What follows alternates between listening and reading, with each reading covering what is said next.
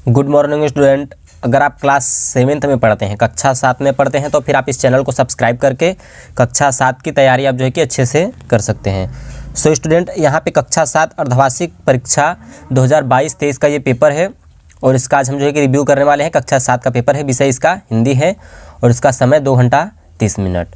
Note: सभी प्रश्न अनिवार्य हैं तथा प्रत्येक प्रश्न के अंक उनके सम्मुख अंकित है। पहला, नीचे दिए गए पद को पढ़कर निम्नलिखित प्रश्नों के उत्तर दीजिए। क, तुम नयनों की ताराएं जब सब मूंद रही किरण चल दल में है, अब चल रहा सुखद। तो यहाँ पर ये प्रश्न दिया है क का, तो इसको आपको क्या करना है, प्रस्तुत पंक्तियों में कभी क्या कहना उचित समझा है, तो ये आपको बताना है। दूसरा, रेखांकित पंक्तियों की व्याख्या कीजिए।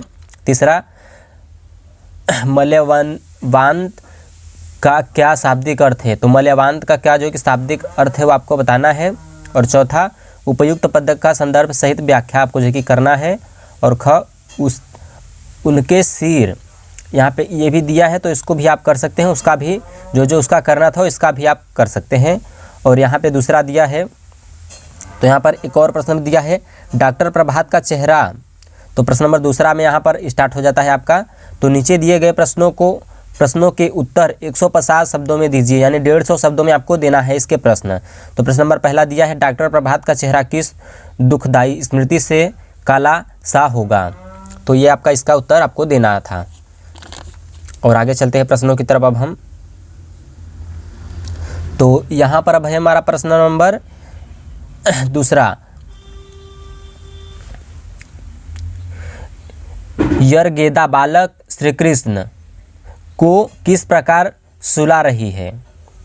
प्रश्न नंबर तीसरा, तत्तो चान को वह स्कूल अच्छा क्यों लगा। तो ये आपको बताना है। प्रश्न नंबर चौथा, धरती का हृदय धुला और दादुर का कंठ घुला से क्या आशय है। ठीक है, तो ये आपको बताना है।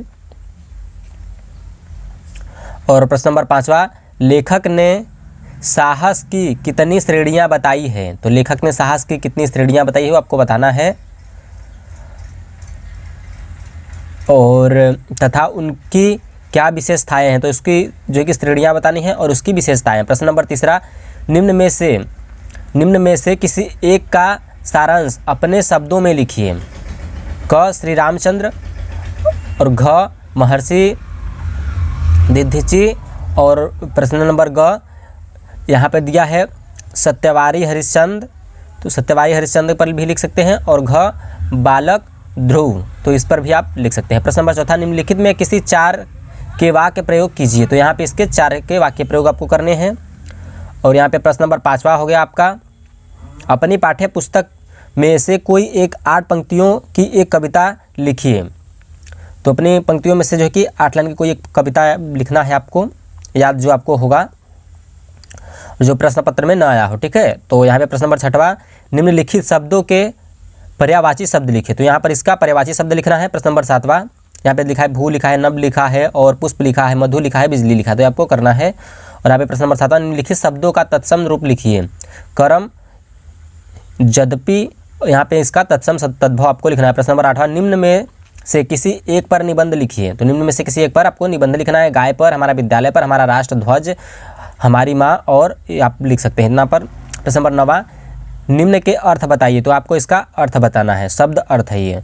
हीन, जल, प्रचंड, जल, ज्वलंत, हंद, स्वच्छंद और चितवन, यहाँ पर आपको इसका बताना है।